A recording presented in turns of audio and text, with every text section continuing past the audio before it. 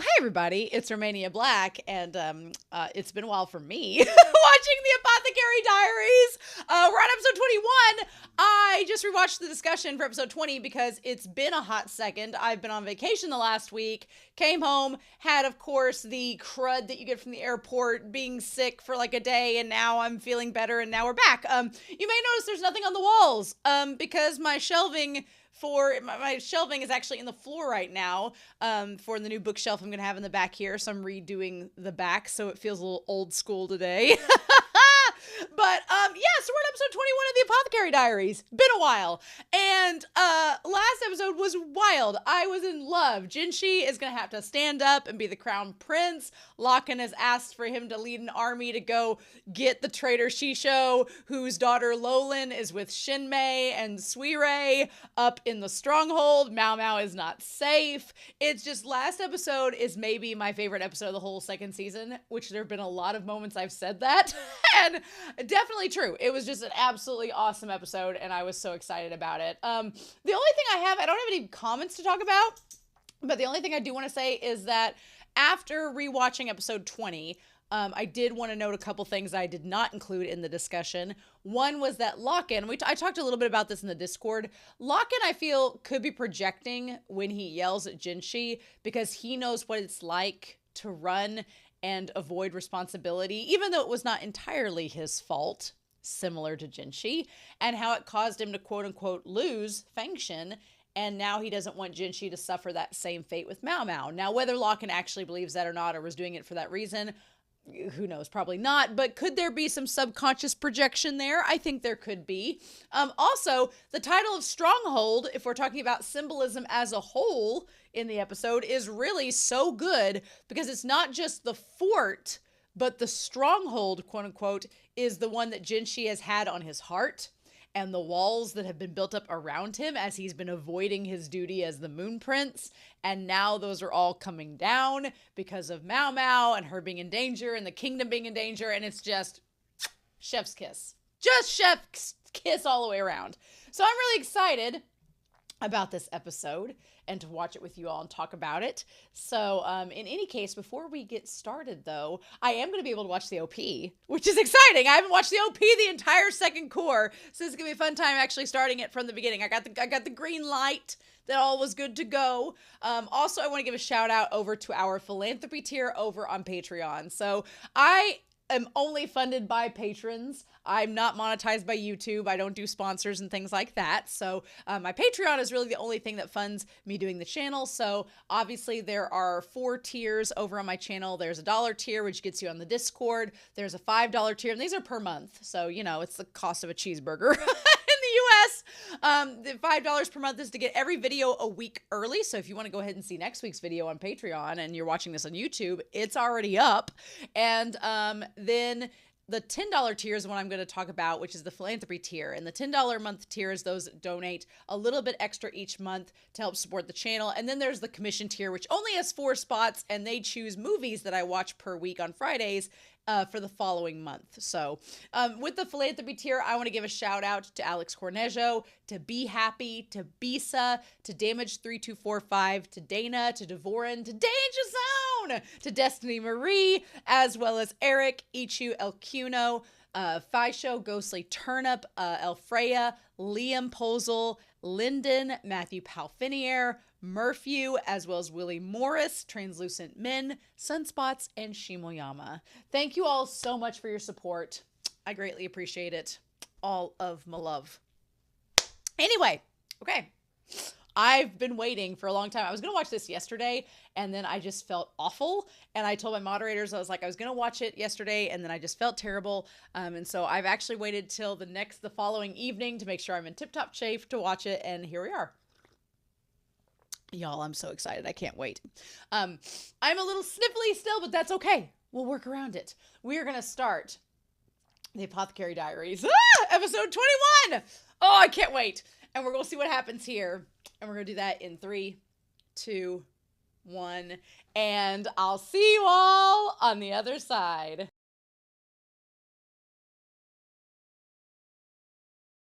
Ooh, Happy Pride Month.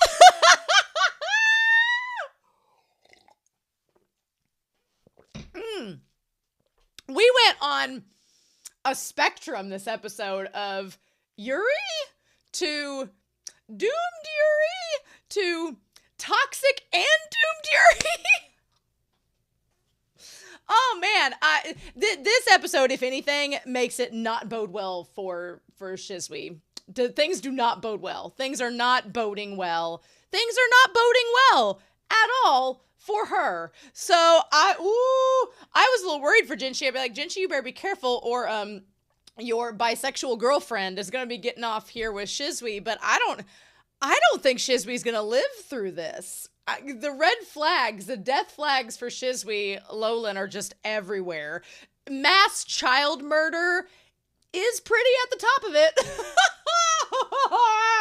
Oh my God, girl, she's praying mantis. Oh my gosh. There was a lot happening in this episode, and I wanted to bring Whiteboard Kun out because I had to sit down and break down the family tree.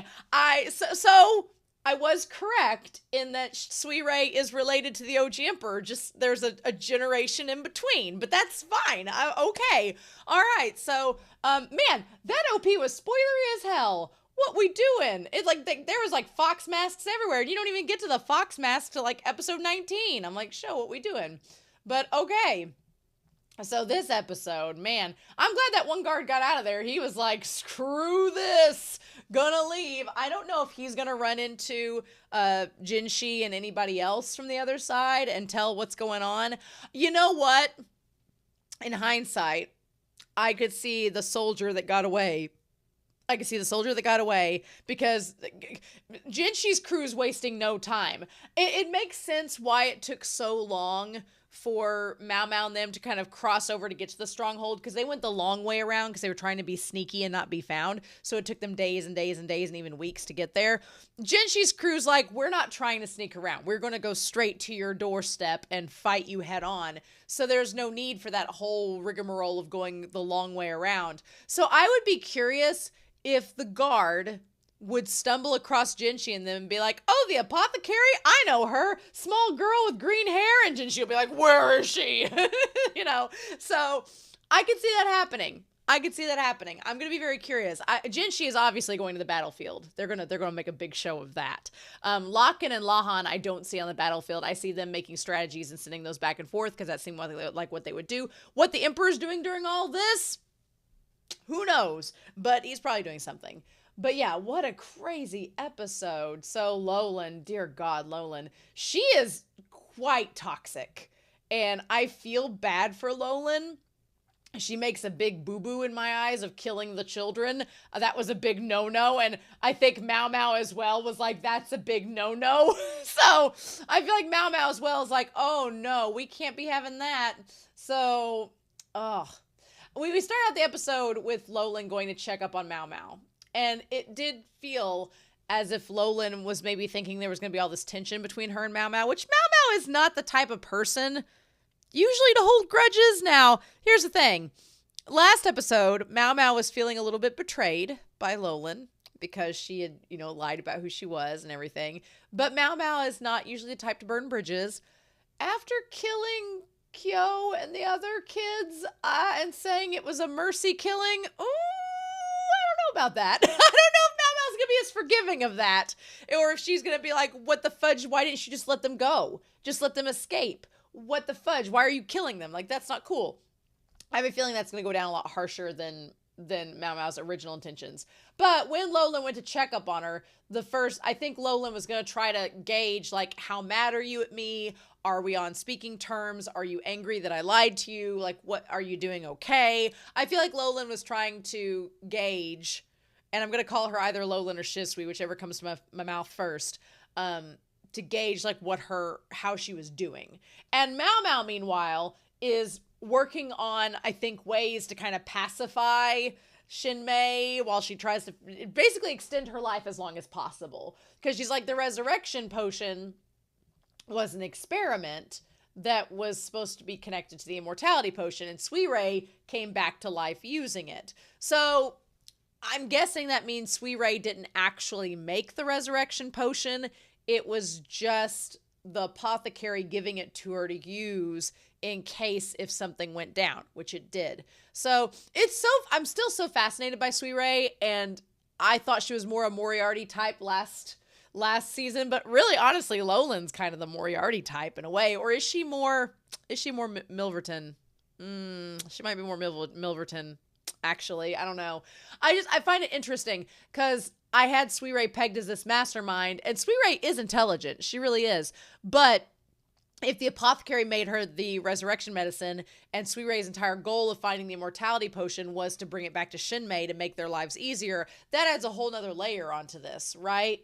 But MaoMao's like, look, Shinmei wants this potion that's going to make her 10 years younger sipping from a cup. That's not possible. No offense, but there's nothing that lets you do that. And I like that she, like, you lab rats, you all have it rough as well. The medicine is impossible. But I have pride in my work as an apothecary. I was just like, I want her to sing Rage Against the Machine.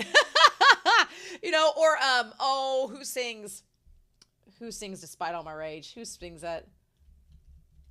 I know it's not called that. It's Bullet with the Butterfly Wings by Smashing Pumpkins. Yeah, right. So I feel like that song would be appropriate for MaoMao. But yeah, MaoMao's like, look, I know that this medicine doesn't exist. There's no real immortality potion, but she's like, I'm an apothecary. I have a job to do. I'm going to stay alive and do my darndest to try something. And who knows, maybe I'll discover something along the way, right? But she very much acknowledges that she's just as much of a lab rat in all of this.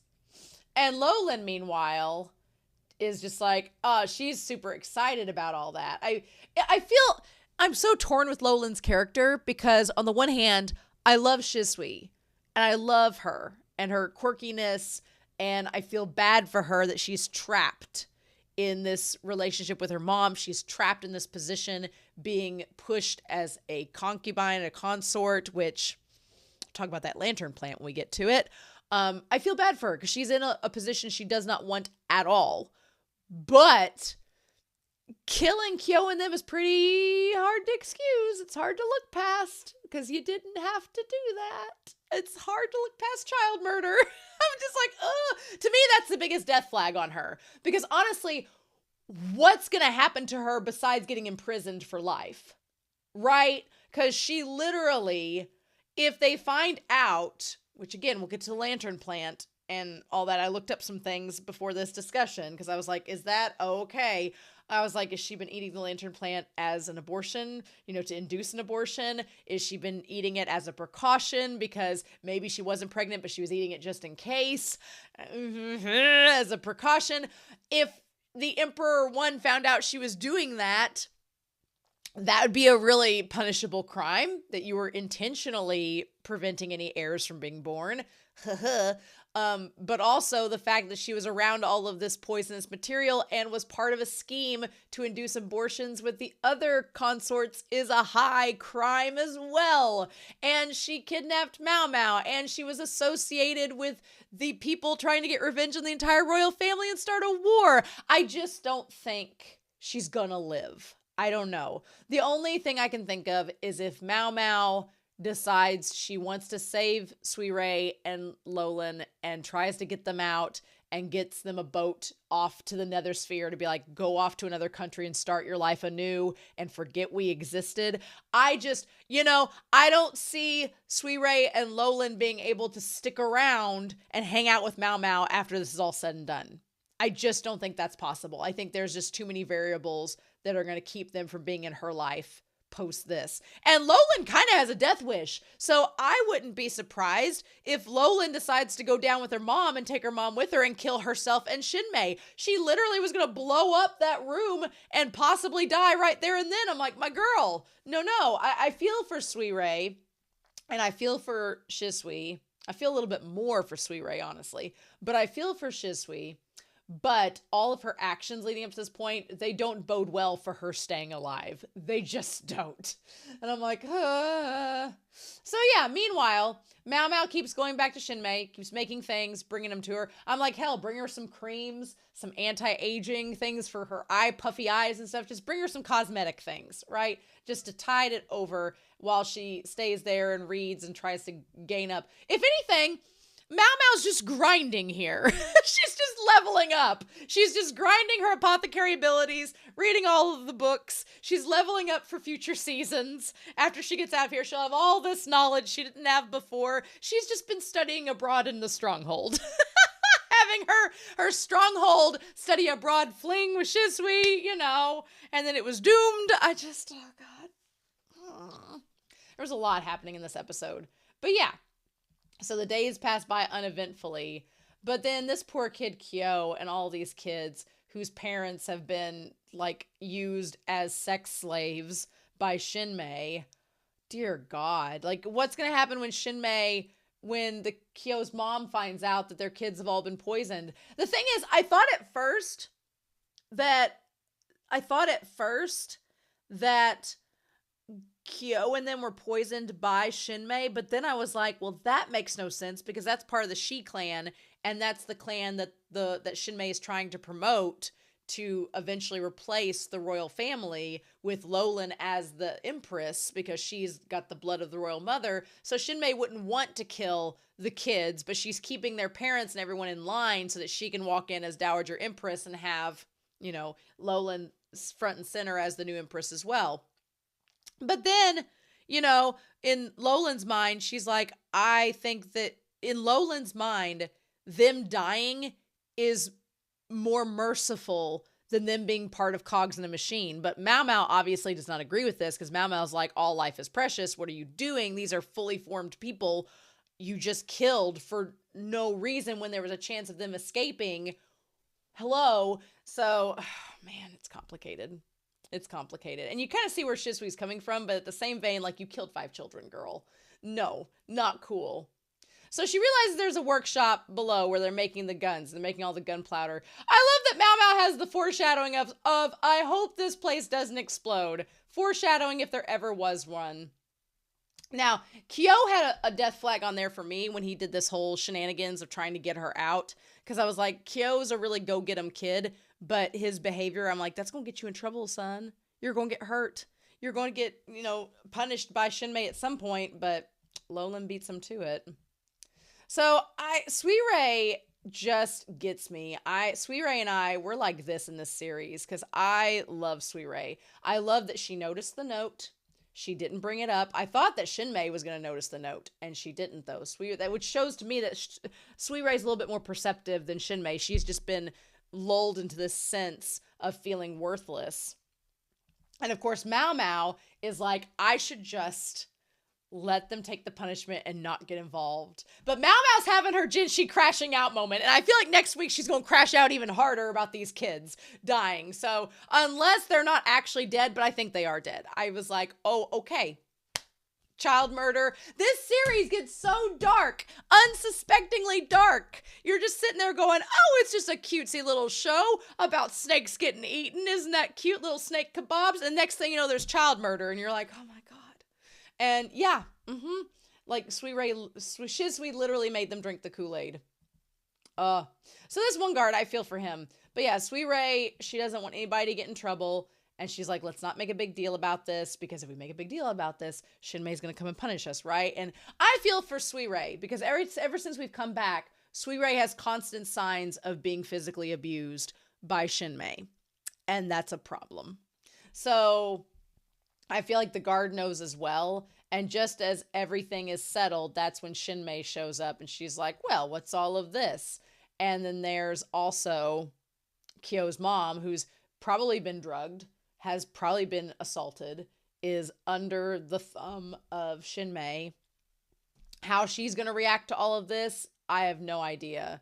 But she just looks like she's just doing whatever Shinmei says, which is crazy. And Suirei tries to cover and make the situation better, but Shinmei is bound and determined to punish someone, whether it's the guard or Kyo. And man, MaoMao being like, this woman is the Karen of all Karens. She is not going to listen to reason. She's going to do whatever she wants. She's going to torture people and get away with it because nobody has the balls to stand up to her. And MaoMao saying, you dirty old hag. Oh, in that one moment, MaoMao had bigger balls than Suirei or Shisui. Which, granted, we know why Shizui and Sui Ray have been doing the things they were doing. But MaoMao was like, I have none of this. None of this shit. Like, girl was fearless. Girl was fearless. Would a stay in the water chamber teach you a lesson? And MaoMao's like, the water chamber in this weather, you'd probably get hypothermia and die. And she's like, I'm not going to let them do this. Crazy old hag. Damn, girl. Now, here's my thing. If she still has...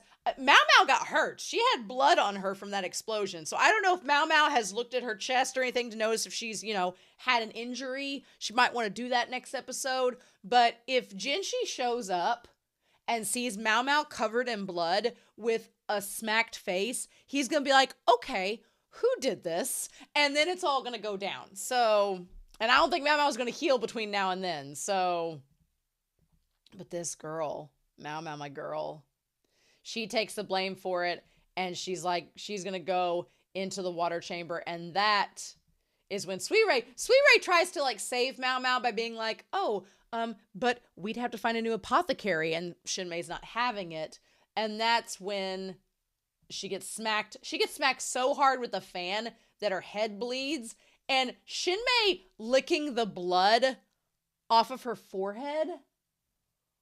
What is with this family? This family is messed up.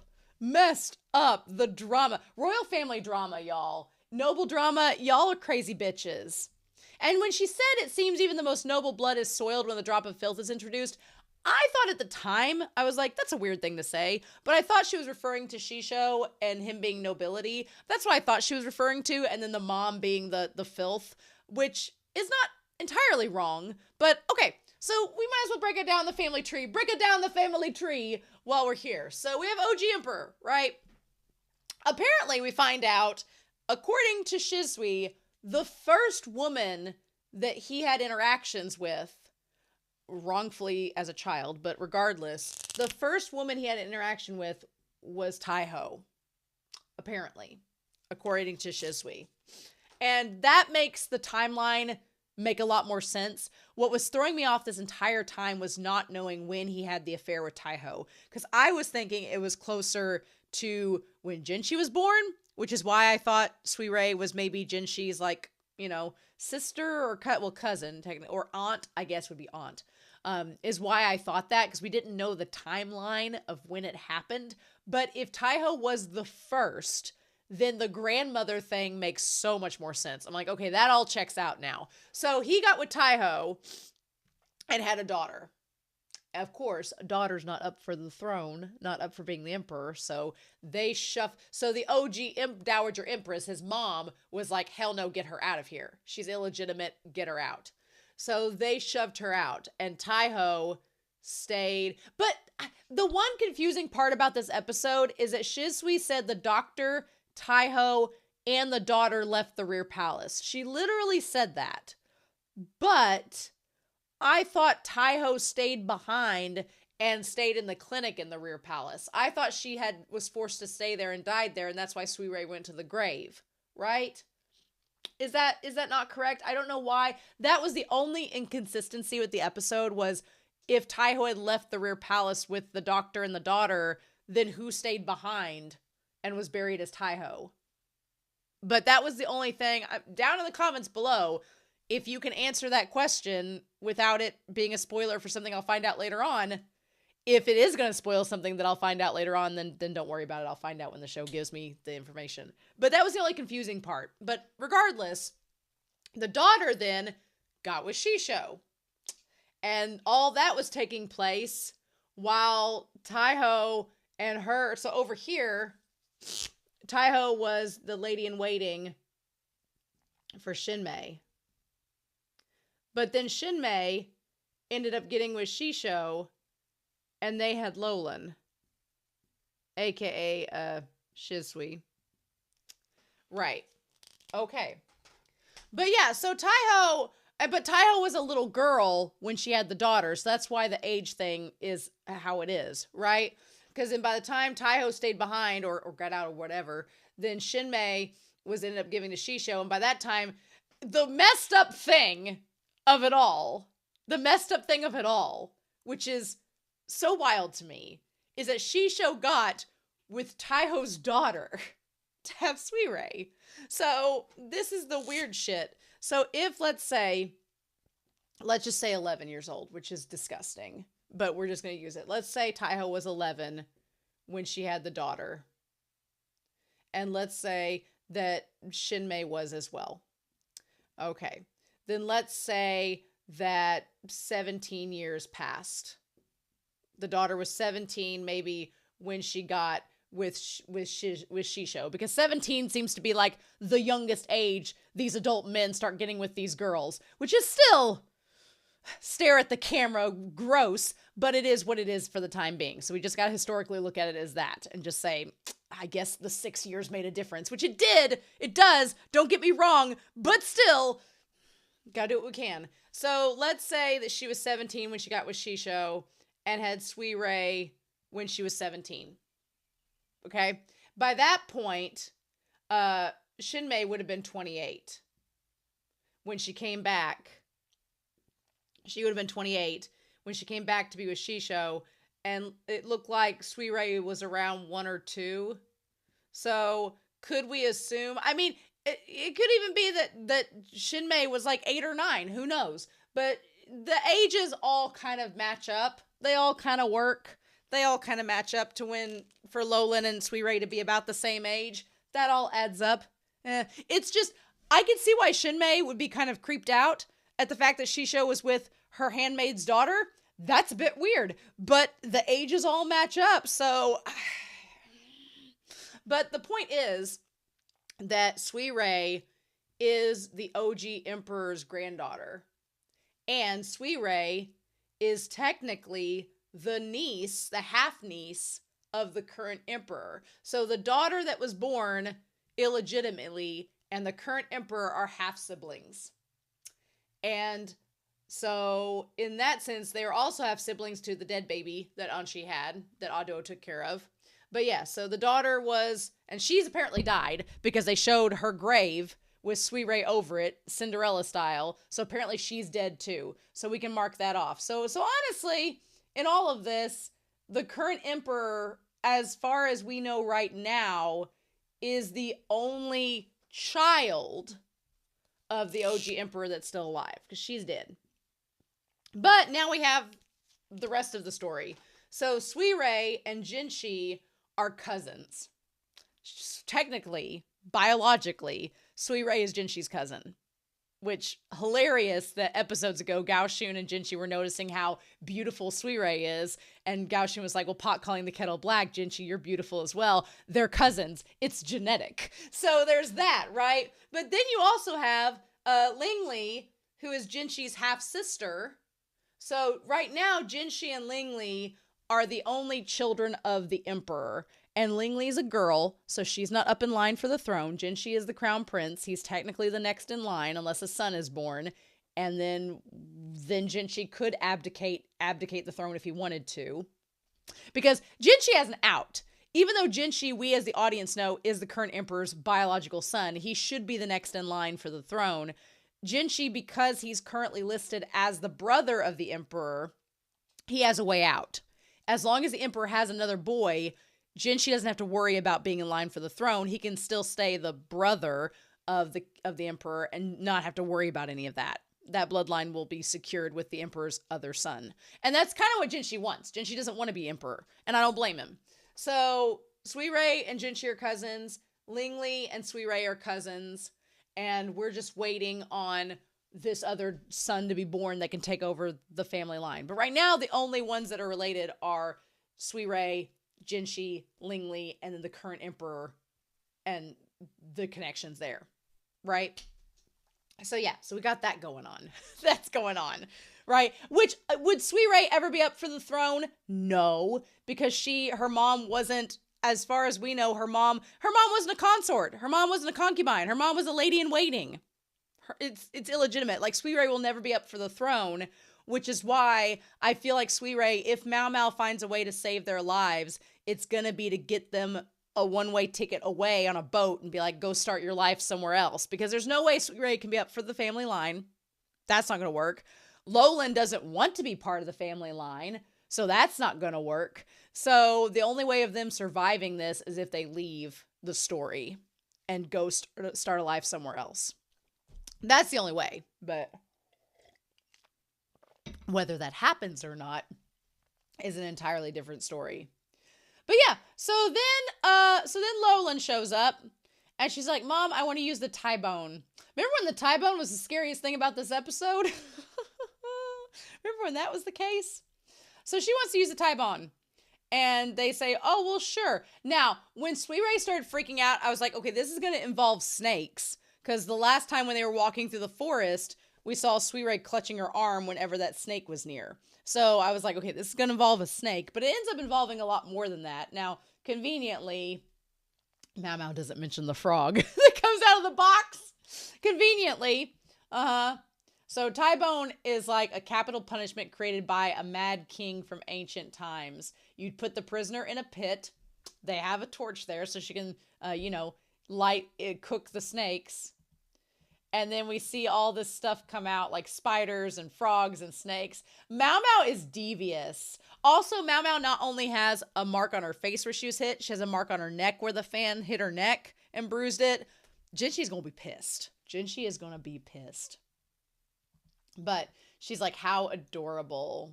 So she did keep the pins that were from Lolan. I was surprised she kept the hairpin from Lolan, but she did. So she kept that and she used it to kill the snakes and cook them, which is hilarious. I was like, the poor guard, he looks in, the guard was really handsome. He was a handsome fellow. I thought he was great. Poor guard, he goes in there and MaoMao's like, oh, hey, what's up? And she's literally, I like how she did not use Jinxi's hairpin as the kebab. She had the hairpin still stuck in her hair from Jinxi, and she was using the one from Lolan as the kebab, which Lolan would be proud, right? And she's like, oh yeah, she's like, I ate these snakes. I used the hair stick to cut up and cook it over the torch. And she's like, snakes and insects were slow because it's right before their hibernation. That was really smart. Like MaoMao knowing about her snakes and insects and then using the herbs that she had as like a repellent. That was really smart. I liked that. And she's like, why are you here? She's like, well, you kind of saved our lives from the water chamber and from being killed. So he's like, I'm leaving. Bye. And I'm going to get you out because, I think your life should be saved. Now, the jade ornament that Kyo gave to the guard, did he give that to MaoMao? I don't think that he did. I think that he gave the jade ornament to the guard as a way of him getting around without being questioned. I think that's what happened. But he said they're making gunpowder in the basement. Don't go there. If there's an explosion, you'll get caught up in it. It was basically like if you told Goku from Dragon Ball Z that there was a fight going on and MaoMao's like, in what direction? He's like, that way. She's like, cool, thanks. And goes that way. He's like, what are you doing? She's like, nope. Cat, curiosity killed the cat. So there she goes. I'm curious if the guard still has the jade ornament and if that will have any impact later on. Like if he meets Jinxi or somebody else or Gaoshun or whatever, if he'll show it to them and it'll have significance.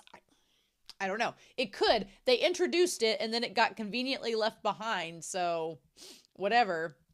But yeah, she goes down to where the gunpowder is being made. Now she notes that the smoke is poisonous and that those men that have been down there creating the gunpowder and everything are slowly being poisoned, which working standards, am I right?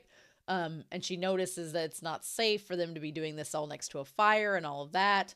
So again, all of the actions that Shisui does in this episode have good intentions. It's very much the no good deed goes unpunished route because she puts MaoMao in the TAIBON where there are poisonous snakes and insects, but she's doing it to save her from the explosion and being like, I knew you'd be safe, so I put you here so you'd be out of the way and you wouldn't get harmed. So it's like a terrible action with a good intention. She lights a fire to the gunpowder, which is horribly dangerous, and puts those men's lives at risk, but she gives them a bag of silver and says, get out now while you still can. So a terrible action with a good intention. She murders children, but does it because she thinks that they would be killed if they were captured anyway. So a terrible action with a good intention. But MaoMao does not see that last one the way that Lolan sees it. So yeah, she's like, this stronghold's going to be a battlefield. They're coming to kill us. It's going to fall, so leave now while you still can. And she throws the silver to entice them to leave. And that's when she lights the fire.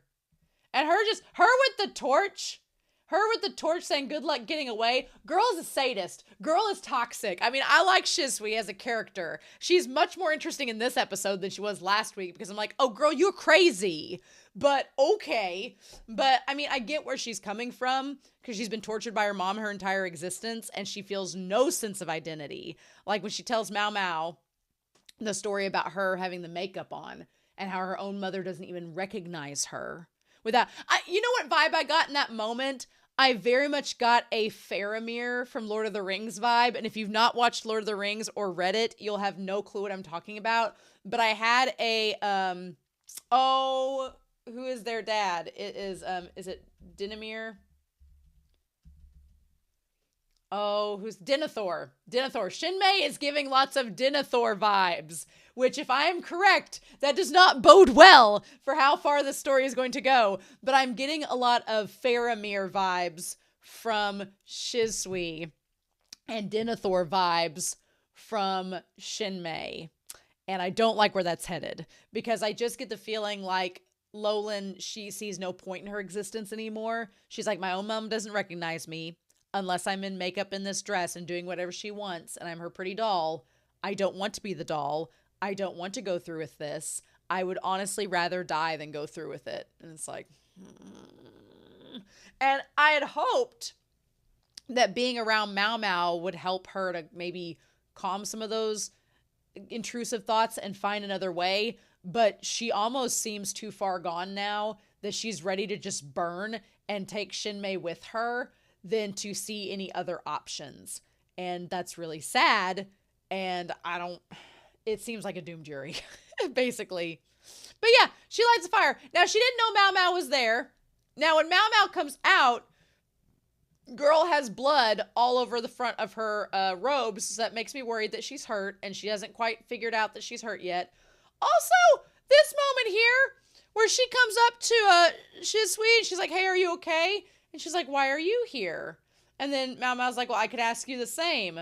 Like, and she's like, oh, are you hurt? If Jinshi finds out that Shisui was able to, like, put her hand and caress MaoMao's cheek and they embraced each other, our poor Jinshi, he's going to be growing mushrooms in the corner. And Gaoshi's going to be like, it's okay. Like, and part of me, you could say this is a Yuri moment, for sure. You could. I definitely do, our bisexual queen MaoMao. But also, if you wanted to, if you were like, Romania, Yuri moment, if you wanted to go that route, I could also see this as not being a Yuri moment and it being strictly like a queer platonic friendship, because if MaoMao really likes someone, I feel like she gets very awkward and just like doesn't know what to do. Like when she's around Jinshi, she doesn't want to acknowledge her attraction to him because she's just like, I don't want to acknowledge I'm attracted to you because it makes things weird and awkward. And like there's this, she's like, you know, basically almost an asexual character or a demisexual character that's realizing her feelings. And so she's really awkward and, you know, confused around him. Whereas she doesn't act like that at all with Shisui. So if you wanted to say they're just like queer platonic friends, I'm there with it. I think it works too. Because she doesn't act awkward at all around Shisui. She's like, I thought you'd be okay in the TAIBON. And then just smiling, and she's like, yes, it was delicious. And she's like, well, that's really crazy, you know. I feel like Shisui thought that MaoMao matched her freak. And I think for the most part, MaoMao, up to a point, matches her freak. But the end of this episode is where that point kind of ends. And I think that that's where MaoMao's like, are you insane? And she's like, well, yes, I thought you were as well. That's rich coming from someone who willingly eats insects. And they have this moment where they're just caressing each other and holding each other in their arms. And Jinshi's like, am I chopped liver? Am I frog legs? She's like, yes. So then as they leave, holding each other's hands, I love the pink light out this window. It's beautiful. She's like, you know, you should leave because I'm going to go face my mom. And the whipping is going to be the least of our worries. And MaoMao's like, well, I thought she cared for you because you're her daughter. And she's like, my mother barely remembers my face. She's been putting makeup on me since I was old enough to even wear it. The idea that Lolan like snuck out and pretended to be a servant so she could help Sui Ray and have like some semblance of her own identity is really sad. And it's really something that makes you connect with her character because you feel bad for Shisui that she wasn't able to be herself because her mom was just trying to mold her to be this person that she wasn't. And the fact that her mom is so vain that she only sees people for their labels and not who they are is very telling. I almost wonder if the mom like has some sort of facial like synesthesia, kind of like Locken does, or if she's just a bitch. But regardless, Lolan, she feels like her only purpose is to be an empress for her mom to get revenge on the royal family because she has the blood that her dad has, which by and large, so does Sui Ray, but Sui Ray's not Shinmei's daughter, so she can't be in line for the throne. Oh, no, no, no. My sister's mother was also bullied by my mother, and it killed her. So essentially, what we're saying is that Shinmei killed the daughter of the OG emperor, is essentially what happened. And when my father brought my sister in the family, it's such Cinderella vibes. My mother went berserk, ripping her hair around everywhere. She's like, I thought it was hell. And so that's when MaoMao like starts to put two and two together. She's like, wait a minute. She's like, are you saying that Sui Ray is the OG emperor's granddaughter? The rumor of the late emperor's first victim, the court lady who gave birth to the emperor's daughter, only to be separated from her. That woman was my sister's grandmother. Okay. Yeah. But then she says they were all thrown out of the rear palace, but Taiho's grave is still there. That daughter is my sister's mother. So yeah, Sui Ray has imperial blood. I almost suffocated because of that once. From the ghost stories. Yep. Perhaps that was that grandmother's doing. I mean, it goes back to that, right? Mm-hmm. And then she says there, I am my mother's daughter after all. I'm sure she hated me quite a bit. So, are we trying to say that Taiho, when she was still alive back at the clinic, was trying to kill Shisui because she knew she was Shinmei's daughter and she was trying to get revenge on her as well? I mean, I could see it. That makes sense. Enough to want to kill me as a ghost. My mother married my father to give birth to Lolan. My father has Western blood as part of his lineage, and so you can be the new royal mother, my mother always used to say. Which is interesting. So it's implied that it's implied that Shisui is colorblind, like her dad. What's interesting to me is that you have Shinmei telling her that she needs to be the new royal mother, but then you also have Shisui, who was interested in the Dowager Empress and like Anshi's views about being progressive and all this. So it seemed like there were parts of the royal family that Shisui actually is totally on board with and cool with, but it's the fact that her mom is using her to infiltrate and take it out from within and take it over that she just absolutely abhors. And you get the reason why she would, be upset about that. And then MaoMao wonders, what do I call her? Do I call her Lolan? Do I call her Shisui? After what she's just told me, MaoMao's like, I don't really want to call her Lolan because she associates Lolan with being her mother's doll. But Shisui is Sui Ray's actual name, but it's one that she has taken on for herself, as being, that's the servant name that she gave to herself. And that's what she identifies as. So I kind of love MaoMao being progressive here and just saying, I'm just going to call her by what I know and love her as, which is Shisui. She's like, who I think she really is Shisui. So that's what she ends up calling her. And when she says that, the look that Shisui gives her and the smile she has and the tears that come out of her eyes as she says, what is it? Because I think her crying is not only her like feeling this emotion of MaoMao accepting her for who she wants to be, but also being like, I'm about to make you hate me by what I'm doing. So I'm going to enjoy and indulge in these last beautiful moments of us being friends because that's about to go in the shitter. And MaoMao's like, when the abortion medicine was circulating in the rear palace, did you have some as well to use on yourself? Now, this is where it gets like, the question is, has she had sex with the emperor? Has she had sex with Jinshi's dad? It's possible. I didn't think that she did because every time the emperor went over to see her, she was constantly in different outfits to try to confuse him. I feel like she was constantly trying to confuse him and to keep him away from her because she didn't want to have sex with him, which I don't blame her. She's 17 years old. Why would she want to have sex with him? So, or she seems 17. I'm assuming she is. I could see why she wouldn't want to have sex with him. But then the question is, there's the question, did she have sex with him and she was eating the lantern plants to induce an abortion so that she wouldn't have a child? Or did she not have sex with the emperor, but she was eating the lantern plants just as a preventative for if it happened? Either way, it's really creepy and gross that she has to be in that situation, right? Because I looked up the lantern plants. The lantern plants are a way to induce abortions. So when Sui Rei placed the lantern plant on Taiho's grave, the creepy implication is that Sui Rei was basically telling Taiho, I wish you didn't have my mom. Because if you didn't have my mom, I wouldn't be here suffering like this, and she wouldn't have had to suffer. Which is a pretty grim...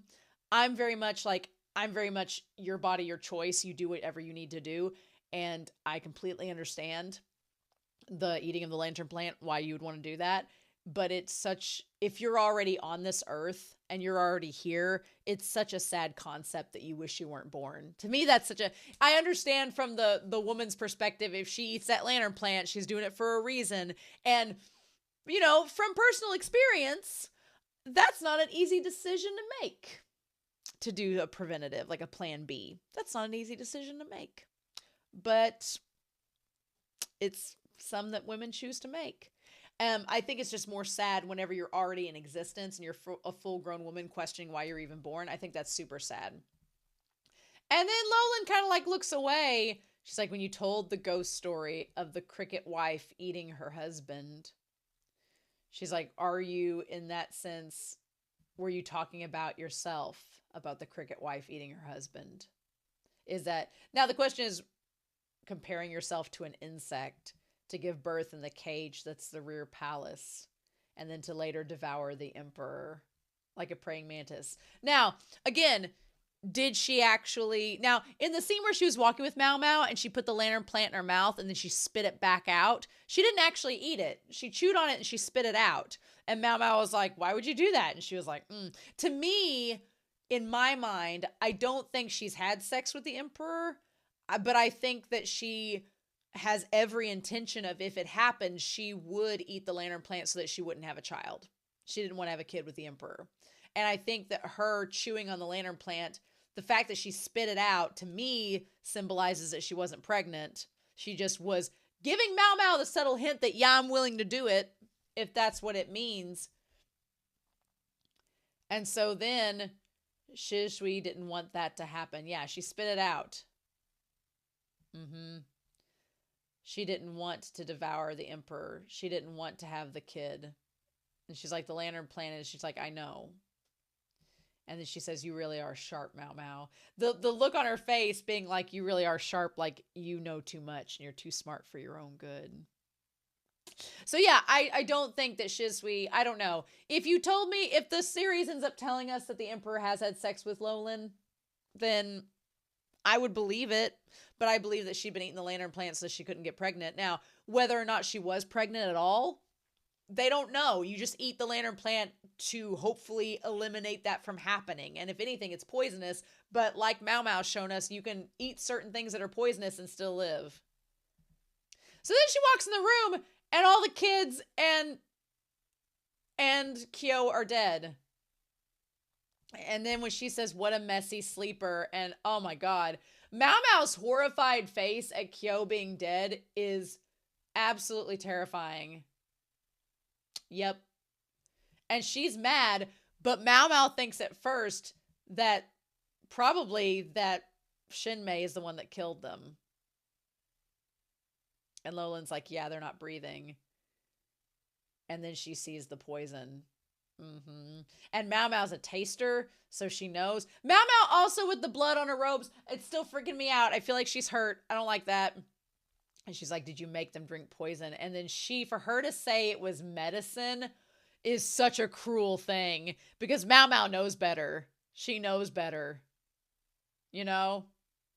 And I feel like in MaoMao's case, the whole thing about the lantern plant and everything, I feel like MaoMao is fully understanding of why someone would do that. But then you look at her, who Fengshen had and nearly killed, but kept alive. And it's like MaoMao has an appreciation of life once it's there.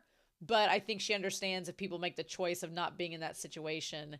Lolan having the face of just the smile on her face and that tender like eye saying it was medicine, and MaoMao's like her reaching for her, but then she holds back. Like MaoMao was gonna grab her, and then she held herself back. After everything we did, we'd all get killed, including the women and children. You're well aware of that, aren't you? After reading it, so she's basically like, I'll just kill us all, and then we won't have to worry about it. Their mothers are all very close to my mother.